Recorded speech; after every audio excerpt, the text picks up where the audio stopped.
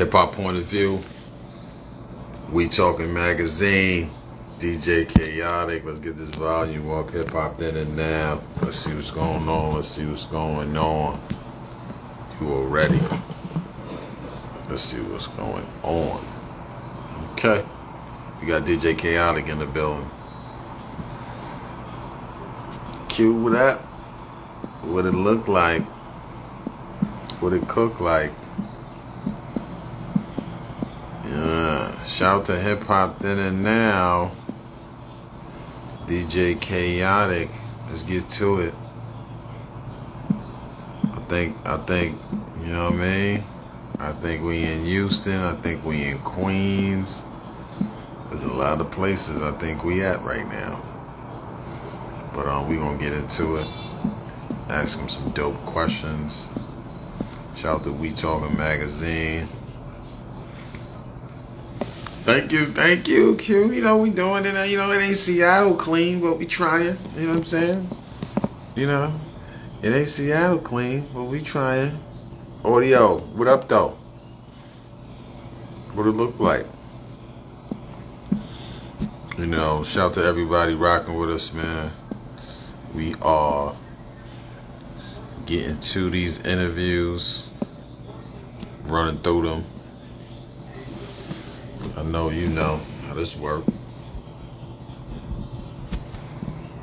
You know, it's been a real crazy day today. New York was raining. You know, sunny came back. Then it was sunny. So we get into it. For sure.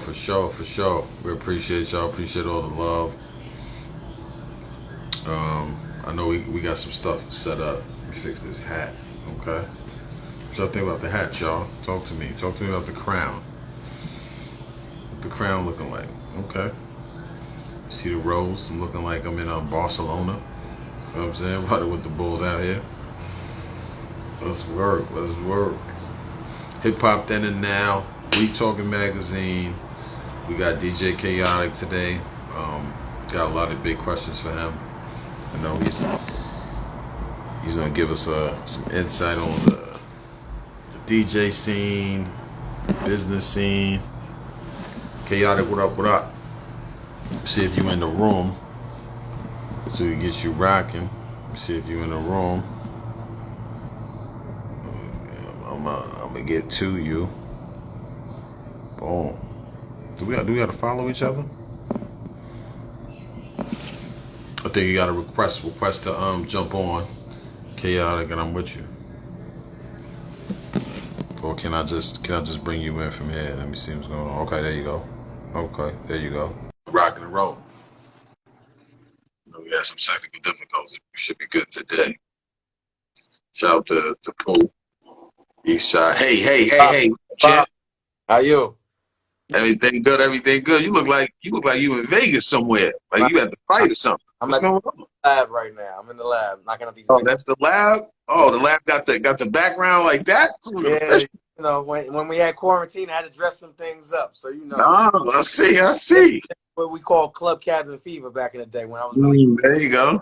It looks fly back there. Fly back there, man. Appreciate you taking the time, man. No doubt, my G. We got We Talking Magazine. I'm E from Hip Hop Point of View. All right. DJ Kayotik. So, doing some research. Are you originally from? Were you from Queens or Southside Jamaica Queens? Okay. And now where you at? Now I reside in Dallas. Oh, Dallas. Yeah, Dallas is popping, brother. Texas. Okay. Yeah. Where you based out of? I'm out the Bronx. Okay. The BX. All right. Yeah, the BX. But I went to Dallas. Dallas scene is real popping and lively. What's going on down there? It's growing. It's a growing community. A lot of people a lot of transplants in the market now. A lot of big companies, you know, from Liberty Mutual to Toyota. So we got a lot of corporate people coming in town that are transplants. And aside, it's always been kind of like a brewing market. When I moved here about 14 years ago, I saw the potential, and I came here in believe it or not, in a corporate America role, and I evolved from that into promotions and party promotions, and then brand ambassador, and then ultimately an MC at a club. And the next thing you know, I'm on radio. You know, I said I don't want to MC anymore. I want to be a DJ. So it was one of those markets that was started in untapped territory. Being a New Yorker, you know the vibe. When we see something, I can get in. But I will say it is also a market that you got to be embraced and welcomed in. So for me, you know, I came in with that real New York greasy attitude, and I was frowned upon. Like, so I had to dummy it down a little bit and realize I'm not. I got to respect their territory and learn the market, learn the culture a little bit. Once I did that, they embraced me. So, you know, one of those things. Somebody else's city is somebody else's market. You can come in and do what you do, but you know, you might have to check in with somebody. You know what I mean? Ain't nothing wrong with that. Ain't nothing wrong with that. That New York arrogance. Sometimes you gotta put that New York arrogance to the side. You know what I mean? They call it New York arrogance. I call it humble aggression. You know, it's a little. You know, everybody wants to say we arrogant. It's humble aggression. You said humble aggression. I gotta get that one. That was a new one. I never heard that, Kayotik. Humble aggression. What's the humble part? Where's the humble part? I mean, you know, we know how to, you know, we recognize that we may be coming off a little aggressive, so we try to dial it back. Recognize that. First thing I do is say, I know I'm coming off aggressive. That's the humbleness part of it. Like, that's the humble part. That's the humble part. I'm coming off aggressive, but let me tell you why. And once you get to know me, then you understand why I come like this. So it's not arrogant. Once you know where I come from and what I got to deal with, right. Well, I got that chip on my shoulder. You know, if you've never been to the jungle, then you might not understand why we are like this, you know? So what I've learned, like I said, being in the market, you know, Southern hospitality definitely does exist. You know, being raised in the projects in Queens and then coming out here and having grass and neighbors waving and all that good stuff. You learn. You gotta say hello to everybody. Everybody's, you know, greeting you. Yeah, but when I touch down LaGuardia or JFK, I'm not going to hold the door for somebody because I know I'm out of pocket. And at that point, it's like, you must not be from here. So, you know, you got to change the narrative. So that's real. That's real. Yeah. That's actually a good segue to the question that we kind of set off with the Hip Hop Then and Now series, right? So you mentioned making that move 14 years ago, but coming out of Queens, what do you remember as your first recollection of the hip hop scene? When did you realize there was a hip hop culture going on? What did it look like to you visually? I mean, I don't hate myself, but if you see the shirt itself, you see now, you see Onyx. I purposely put this on. You see Lost. Okay. So this is really my era of when I had the backpack on, hopping on the bus or the dollar van, going to school with the Walkman, and people don't even know what the Walkmans are, or you know, evolved to the CD player. But absolutely, that's when I embraced the essence of hip hop and I understood, you know, what hip hop stood for. But you know, before even all of that, you know, I take it back to the times when Cool DJ Red Alert was on the radio, or was on the radio, and you grab that red button cassette recorder with the red button. Put the tape on it. Put the tape on it. And if you ever and if it's an old tape, you're gonna rewind it back and relabel it, so because you're gonna run all over it again. And you want to record a lot of joints on the radio because that was the vibe. So from the Big Daddy Kanes to the LLs, you know, I've always been a fan of hip hop because that in the Mecca of New York, that's what we stood for. That's what it was. You know, it expanded to the different genres of music, whether it be, you know, reggae and things like that. But for me, hip hop was the core element of. If I'm on a bus, I'm listening to Onyx and Shifty, Low Down Diddy and Grind. You know, that's the vibe. Like, it gave you life, it gave you energy, but it also gives you that arrogance. You know, we talk about the humble arrogance. The humble aggression. The humble aggression. Yeah. So it's nothing like hip hop, and you know, I was intrigued by jumping on with this because of hip hop, what it was and what it is today, and the evolution of it, and being a DJ, being in the forefront of being in radio and how things. You know, I see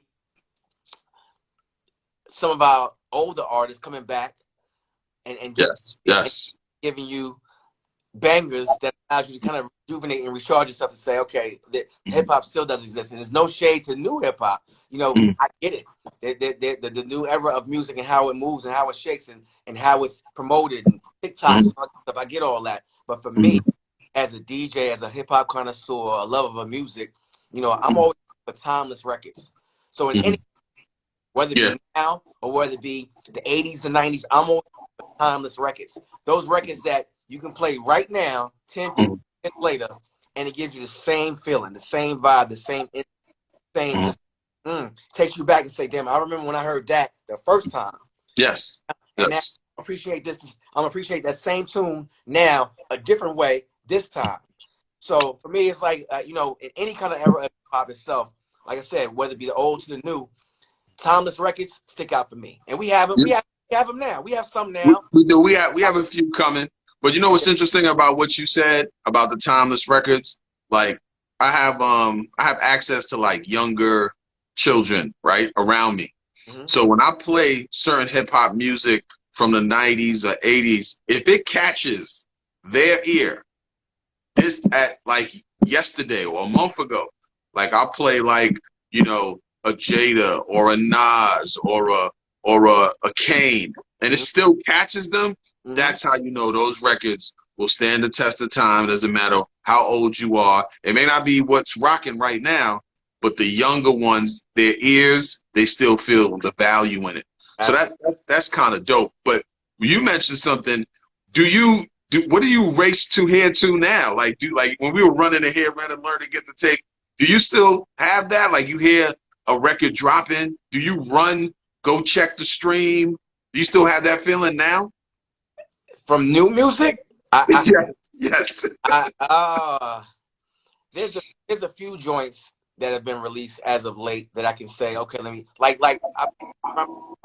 he's not a new age artist in a sense, but Wale got a joint with J. Cole called Poke It Out. Okay.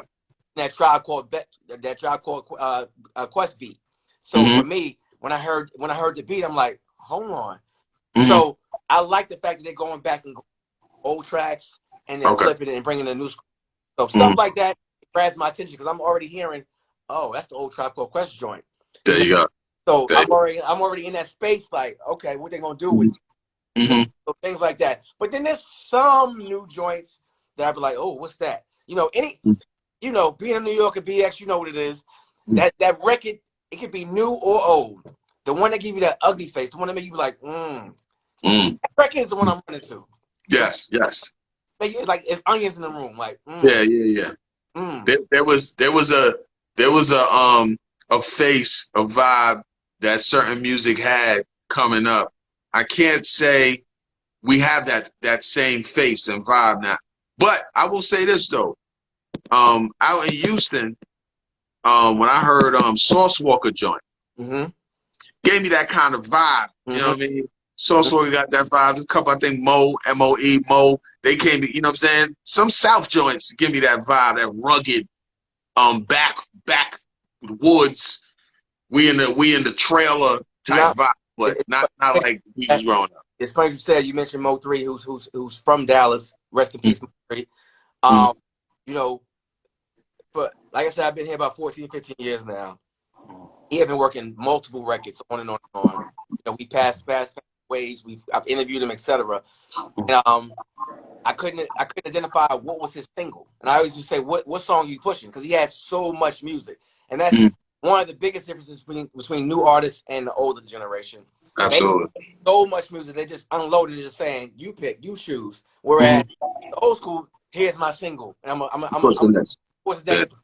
it. Or you're not gonna love it, I'll move on to the next. So he had so much music. I never really identified what the single was gonna be, and I didn't really gravitate to the music like I should have as a DJ. And I told him, and not until he got like 2 or 3 records that kind of just took him there to make me say, let me go back and check his catalog and his body of work. And at that point, you know, like I said, may he rest in peace, you realize how talented the kid is, and you be like, okay, he's singing rap, he's melodic with it. Like he's giving it to you. And it gives you that South feel, but he had the bars. Like I'm listening to, like, oh, he's actually talking about something. And my thing is with any artist, my love for hip hop, if you're a storyteller and I can close my eyes and I can visualize whatever you're painting at that moment. I can picture it. I'm with you now. I'm now a fan. You know what I'm saying? I want to see. I'm officially tuned in. I'm tapped Yeah, in. exactly. Something you said too about, and this is part of the humble digression, right? It's part of the humble digression. A New York dude got bars. You kind of expect it, Yeah, yeah. right? What I mean? You got to be over the top bars for us to be like, all right, this dude's a problem.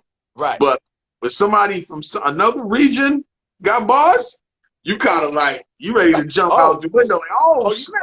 you rap. Oh, okay. Are you really about that? Oh, you got lyrics. Are you a Right. lyricist? Okay. Yeah, Yeah. so that I do recognize that from being a New Yorker. Yeah. What's interesting too, as a DJ, right? Mm-hmm. Making that transition as a DJ, I don't remember DJs really marketing themselves in the way they market themselves now, right? So hip hop then, DJs would they would break records, right? Ill mixtape, Mm-hmm. and you obviously knew they would tear down the clubs, right? As opposed to hip hop now, DJs are a whole brand. They're a whole label. That what do you think about that transition? Do you think it's kind of too much? They're not breaking records. What are some pros and cons for Mm-hmm. that? I love the evolution of the DJ and how it started and where they are now and where they're going.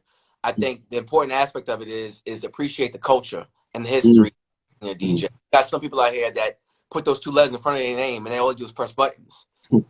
That to me is just a record player or a jukebox. No offense. I mean, I'm You're just an RP. You say you're an RP. You're not a yeah, DJ. You're an RP. yeah. So and that's cool, but be careful when you put those letters in front of your name because that to me, the red alerts, the Kid Capri's, the people that came before you, if Yeah. you step in that building and shake the room like they shake the room, or come close, or even showcase the talents and the craftsmanship of, then I would put those letters in front of your name. For me, when I said, you heard my story real quick, I said I went from being a party promoter to MC host to radio to let me dial it back, and now I want to be a DJ. When I made that choice, I dialed myself all the way back. I got in the lab and I grabbed two Technique 1200s and some records, and I learned the art form of DJing. I grabbed some pioneer DJs that was around me across the globe and said, how do I put this together? How do I put this rain mixer to these turntable?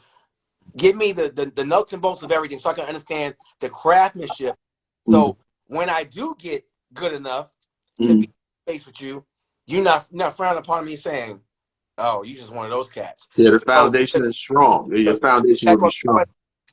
the brand itself of being a DJ has definitely evolved, and I consider a DJ now to be an artist. Before it was more crowd Absolutely. party rocker, breaking records, which is still our core element and our core job to do.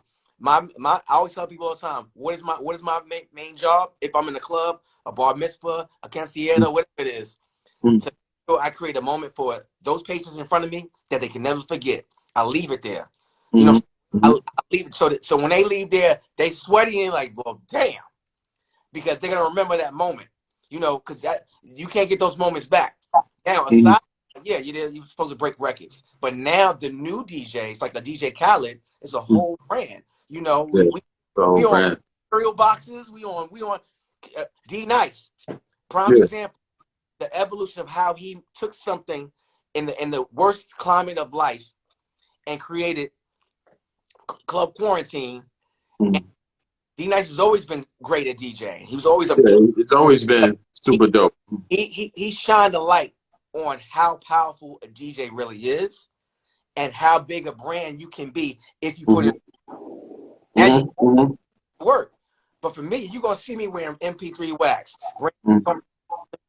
Hardy in Las Vegas. You pick and choose, and now a DJ artist, so you play chess, not checkers. You gotta be what's gonna match your brand. Some of the problems that we have with some of the DJs and even artists, you latch on just to anything because you just want to do the bandwagon thing. No, whatever you jump on or whatever you tie yourself to do has to match what you do from the core, and it has to maximize the exposure of what you want to do with your brand in the long run. One thing I tell people all the time, even the youngins, if you're looking for the short, quick dollar, then you're in the wrong game. It's long-term longevity. As a DJ, you want longevity. You want somebody to call you up and say, I remember 5 years ago when you did this wedding. I need you. You dropped that record. I lost my mind. Longevity. Yeah. Let's keep it real. Let's keep it real. there are DJs that you grew up with that 30 years down the line, I know because we're kind of that age. I still look for them now.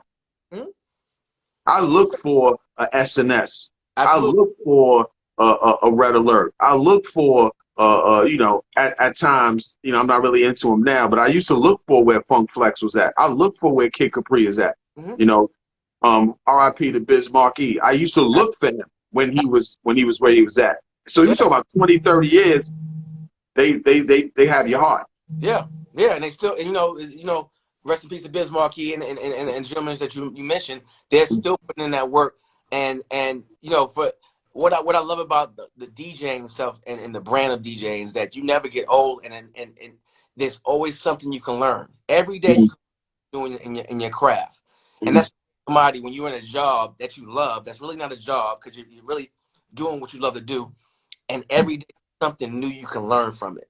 Okay. You can walk into a venue and see somebody else, and they put a mix together or blend together of songs you never heard, and you be like, "Damn, I never thought of that." But I'm not gonna do exactly what he did or she did. I'm gonna flip it my different kind of way. But I never. That's the joy I get out of it because it's so much you can learn. Now, with that being said, the DJ, and I talked about DJ artists now. Now you have, and I hate to put the stigma in front of it, but we have the female DJ. But I'm just gonna say DJ. Yeah. That coming on super strong. Super heavy. Women, Beyonce said the best. Who runs the world? Girls. They come in. I'm gonna learn everything and then some. And then when I face my talents, I'm gonna show you why. I'm gonna show that excitement. So it keeps people sharp. The ones that very sharp. Craft. You got people that's lazy and tweet their thumbs and say, "I done made my name. I'm good." Whereas me, name or not, I tell people all the time, I don't care if it's 2,000 or 2 people in the room. I'm rocking as if I got 2 million because I want to leave that impression. That's a true DJ. That's a true DJ. You can't tell how many people in the room. True story. I just came from Miami. I did a lounge. They had about 45, 50 people initially. The crowd came in later on. But that 45, sweaty. They was already sweaty. They was already sweaty. Wet. It was already sweaty. I'm putting them. I'm gonna put you in that space. Then the end of, I tell people all the time. Some DJs do it. Some DJs don't. Where I come from, at the end of the night, I call it closing the deal. Fellas, ladies, you want to close that deal. You want to get some breakfast. You want to go somewhere. You want to close that deal. I'm throwing on some slow jams. I'm going to rock the room with some slow jams for a good 15, 20 minute set to set you up. That used to be the process. Like towards the end of the night, we're gonna slow it down, put some slow jams in, so you can figure out who you sliding with or how you could finish the game. You was damn right. That's not it no more. Nah, these button pushers, they leave the club. They end of the night. Ha ha ha. Nah, it's a fight. That's why it's outside going on. Everybody irritable, everybody angry. I want to put you in a mood because that's how I want to put you in a certain mood. So at the end of the night, I want you in the mood to want you to go get something to eat. Either way, bless your heart. Bless your heart because some DJs doing that could change your whole night. But one of the things I noticed too was your when you sent us some of the photos, right? Now, as opposed to back then DJs weren't necessarily being pushed by a brand so publicly. Right. And now DJs are really attaching them to a brand, being ambassadors. What's your situation? Who are you attached to?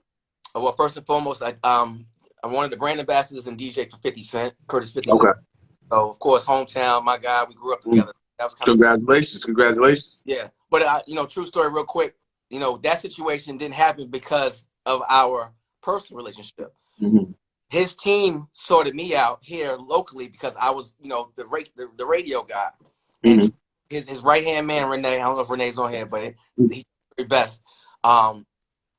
He kept saying, "Yo, I need you to meet Fifth because we're gonna bring you on board." And I'm like, "Okay." I was like, "But he's gonna know who I am. He's not gonna know Kayotik. He's gonna know Kareem Thompson." He's like, "All right." I'm like, "Nah, I'm telling you right now. True stories. Go to a hotel here in Dallas. This is about 4 years ago." And I was like, "Renee, I'm letting you know right now. Don't introduce me as Kayotik. He's not gonna know sideways." He's like, "All right." He's like, I hear that all the time. I get it. He's like, everybody knows Fifth, this and that. I was like, yeah, everybody knows Fifth, but everybody don't know Boo Boo. So I'm Mm-hmm. letting him know, like, look, this is really my guy. I'm letting you know right now. So we Mm-hmm. go in the room. He's like, Fifth, Kayotik from radio station, blah, blah, Kayotik Fifth. He's like, that's Kareem Thompson from Southside. His mother went to church with my grandmother.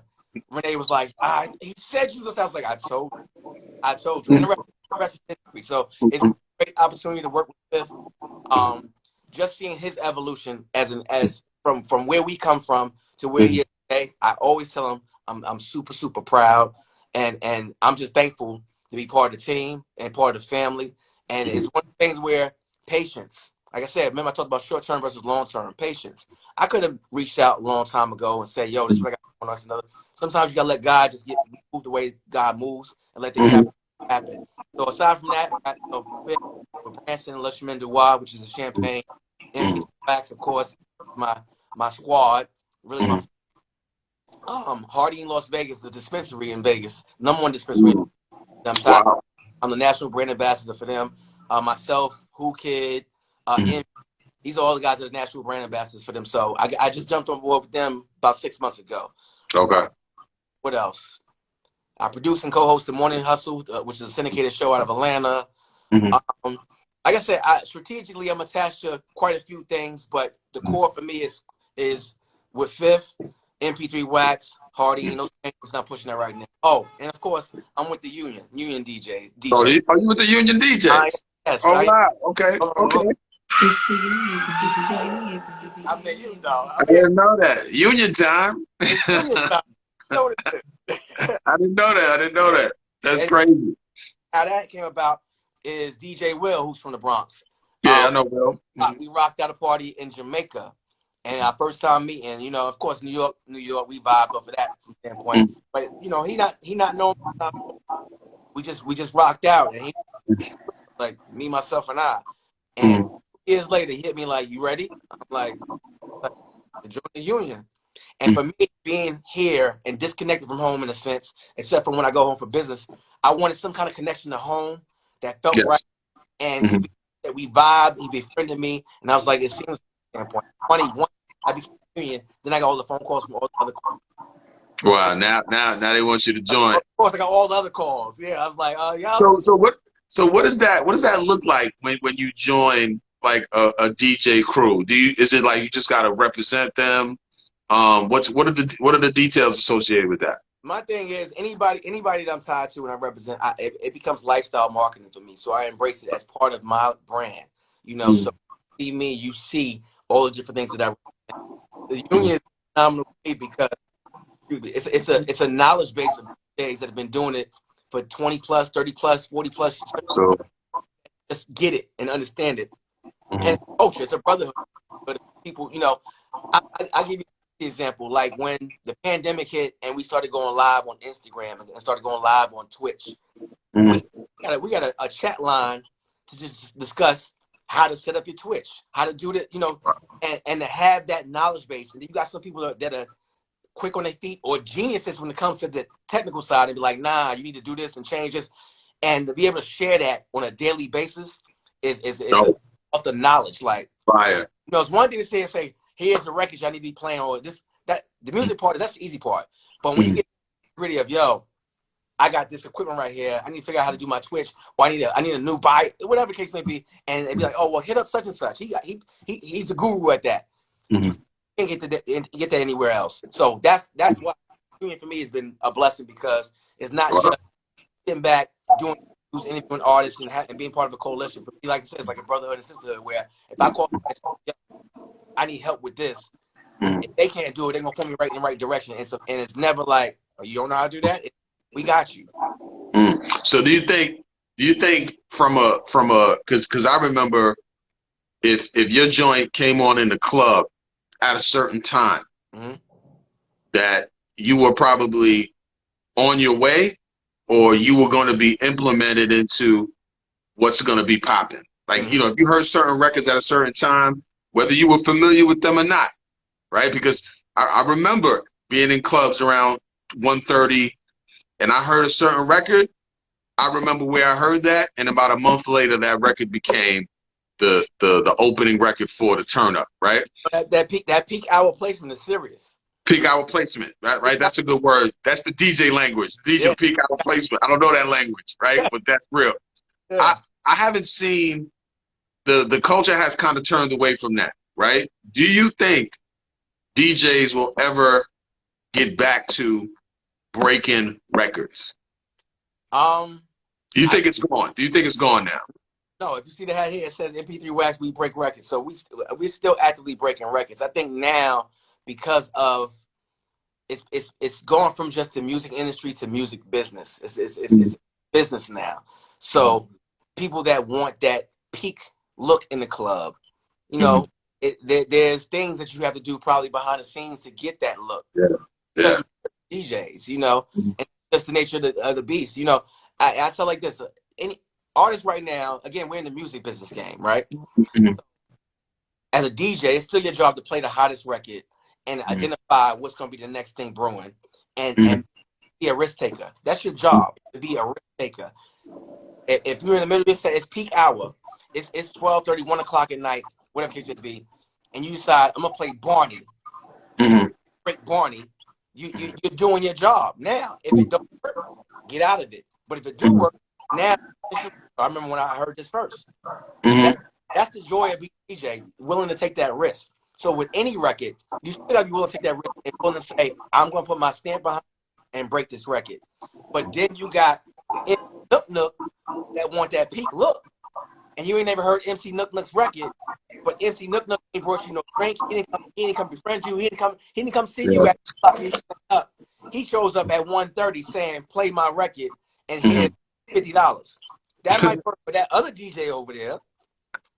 And then you think, well, I got $100 for you. That might work for that other DJ over there. But I just spent $500 on Branson just now. I'm good on that, famo. Where was you at 10 o'clock when I set up? Yeah. Now, give me your record. You can service your record. Let me hear it. But when you come that, I need my joint played now. That's a whole different kind of conversation. Yeah.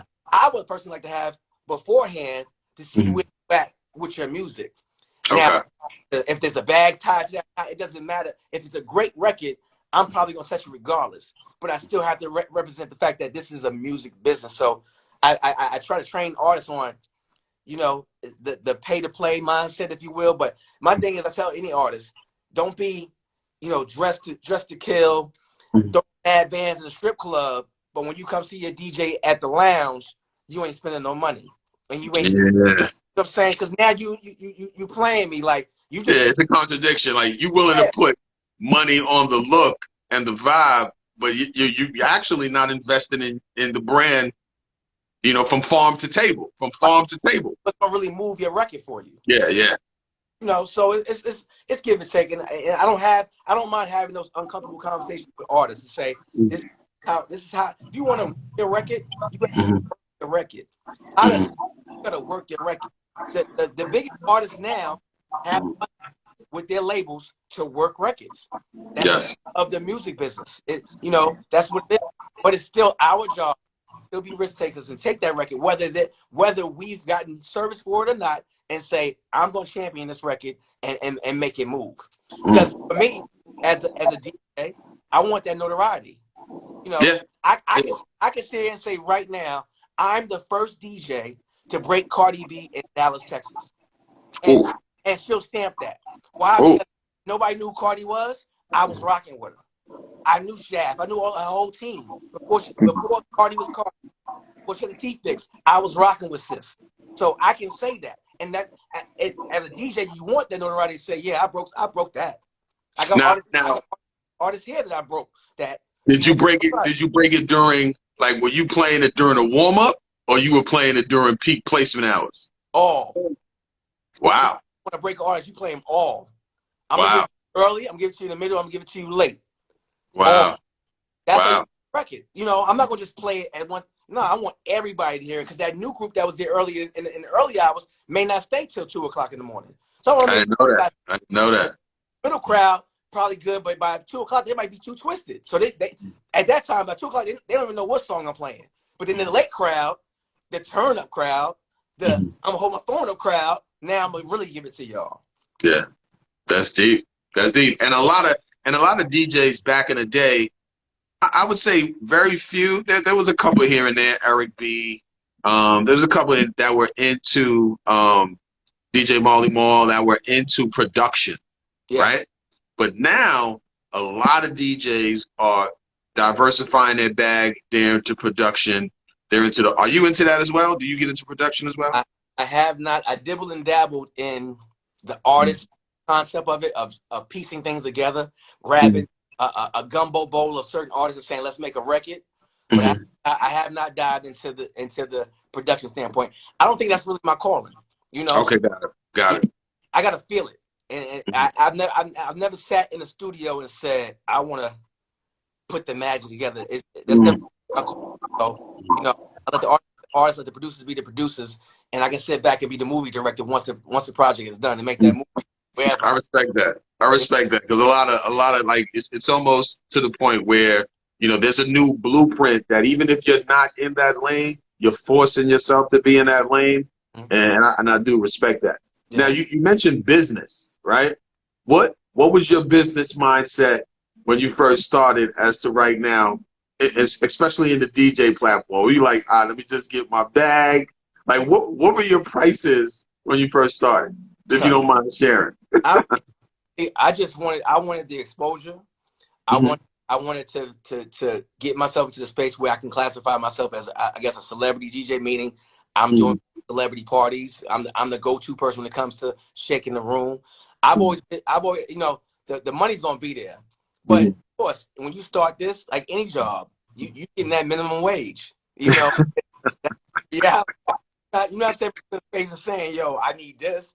And the thing is, as I've grown in the artmanship of DJing, I've seen it go from highs and lows, and levels out. You have again certain DJs that come into the space, and the undercutting and the lowballing and stuff like that. It creates this pandemic in the DJ market to where you can't really demand what you want, and you make a hard choice. And those hard decisions, am I going to take this knowing I'm not worth this, or I'm going to sit back and figure out how to get bags a different kind of way? That's heavy. That's heavy what you're saying right now. I'll tell you from my experience, I chose to sit back quite a few times, sip some Branson, and for the call from somebody else that I tell DJs all the time, never undervalue yourself and undercut yourself, because once you do it one time, you stuck. Because once you become that $100 DJ or $50 DJ, whatever the price point, everybody, promoters talk. It's a small world. So, you know, what you get. I could get Kayotik for $50. Yeah, you gave Kayotik a stat? Because I just got him, I gave him $250. Word? Nah. I'm telling you this, and anybody that's on here right now from in the market or markets, I'm telling you, every promoter, every club owner will look me in my face and tell me I'm too expensive. I'm good with that. I'm too expensive. Now, there's bartering room, there's negotiation room. If there's a certain number that we can meet at, and you bring all the other fine things that come with it, like you have my products, and we can paint the full picture. Yes. Then there's wiggle room. But if you want me straight up and down, this is what I want. The tag might be not liking. And I've learned not to budge on it. Wow. So I have to, you know, but like I said, it's a hard choice. Everybody can't do that. With that, but it's also. Did you make an adjustment during the pandemic? I sat back. I bit my nails first couple of weeks, you know, because clubs closed. I'm like, what's going on? But my main thing at that time was just staying safe and just trying to, you know, what's going on. Learned a lot about myself. I will say this from a DJing standpoint, keeping it in that space. It allowed me to create, like I said, Club Cabin Fever, and reintroduce my own self to the essence of DJing and the art form of DJing. And as I call it, you know, this is DJ terminology, digging in the crates. Okay. I noticed, looking back, pre-pandemic, I became kind of a one-dimensional DJ. You Yeah. get into a club, get to a certain crowd, and you're just giving them what's right now with a little bit of.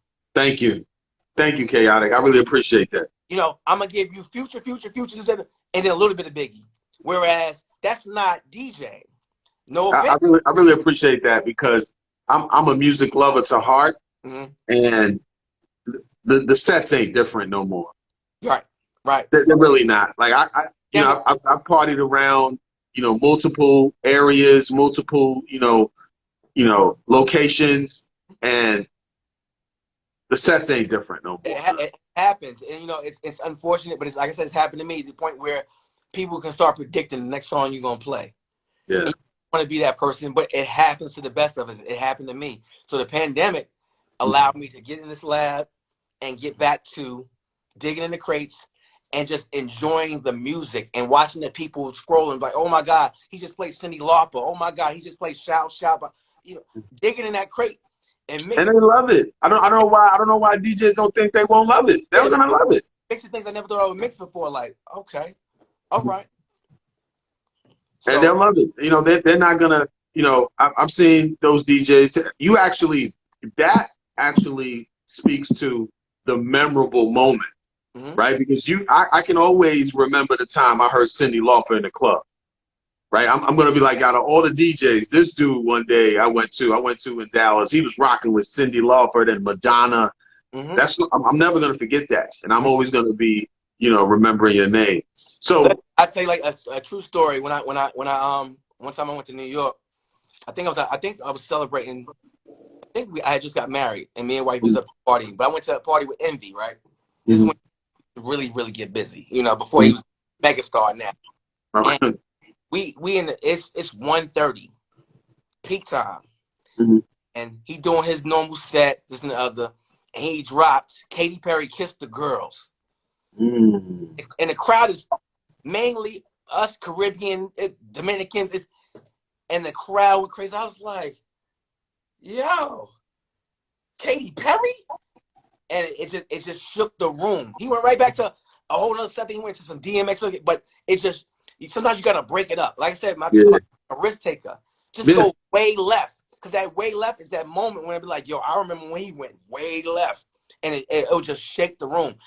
That's what I got back into doing during the pandemic, doing IG lives and quit shaking the room and just seeing the responses.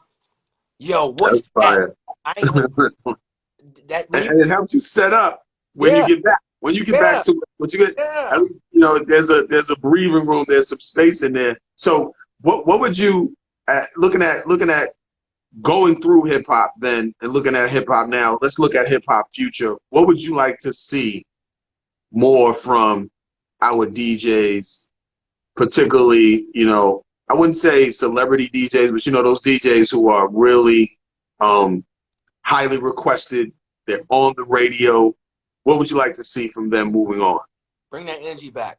Bring whatever made you become the DJ. Whatever you decided to put those two, and get that energy back. Because I think we all get to that point where we lose it, and you got to find yourself. Like I said, it's respecting the art form, respecting the fact that we're in a space now where we don't have to carry crates of records anymore. It's all on your laptop. It's on your hard drive. Remember when you used to carry those crates of records? Remember we used to craft. Remember that and how easier it is for you, but bring that same level of energy to please others. This time of day right now, we need to body every experience we have right now, because people need it. People need milestone moments. People need you dropping comments right. They be like, yo, I ain't been out in 2 years because of the pandemic. I went out and played this. I felt great being out.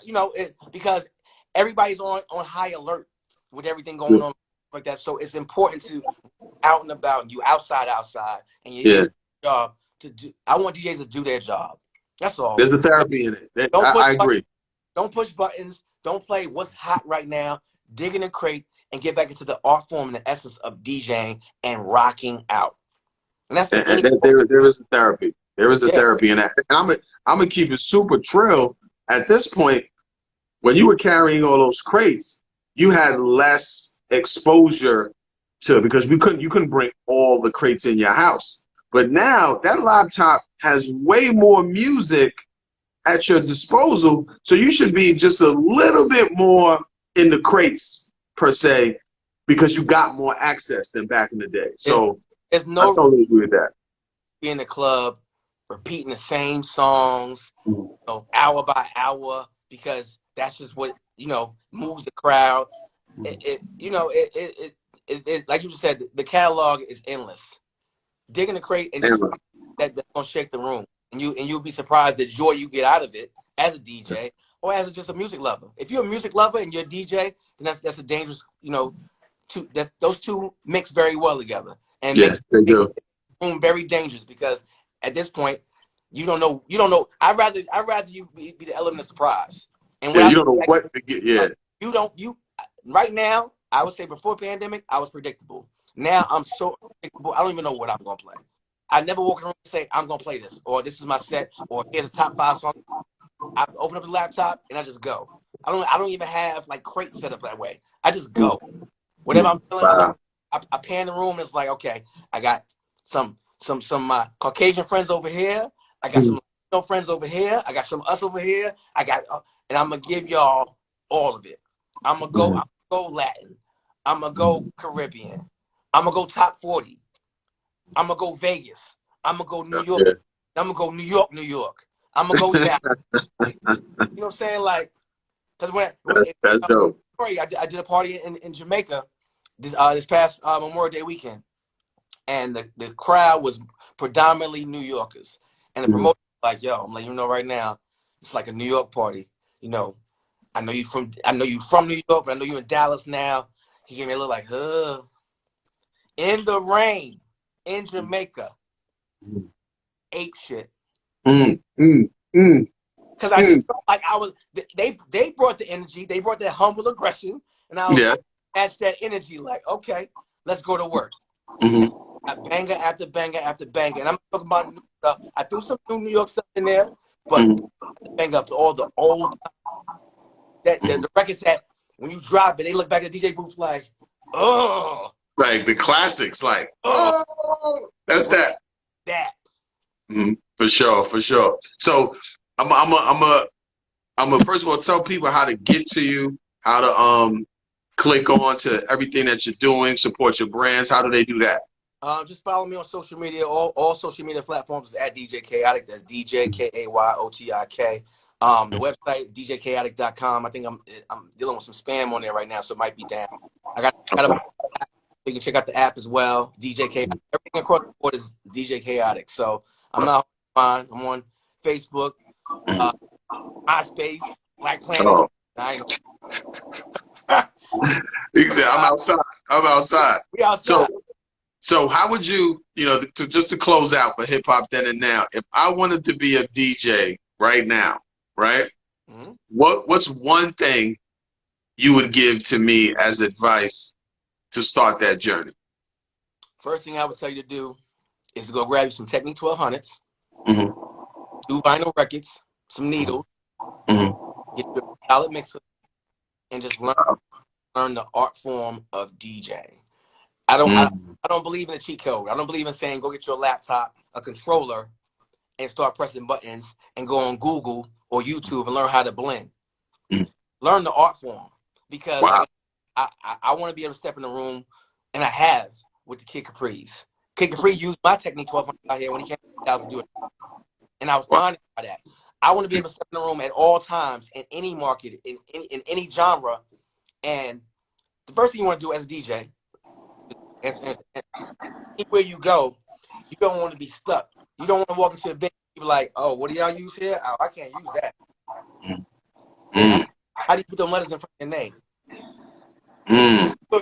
You can't what they have. How do you call yourself a DJ? I walk into Frisbees, I'm going to shake the room. 2 Frisbees. We're going to get to it. But that's the respect you want. Like I said, it's very important. I use them in high regard.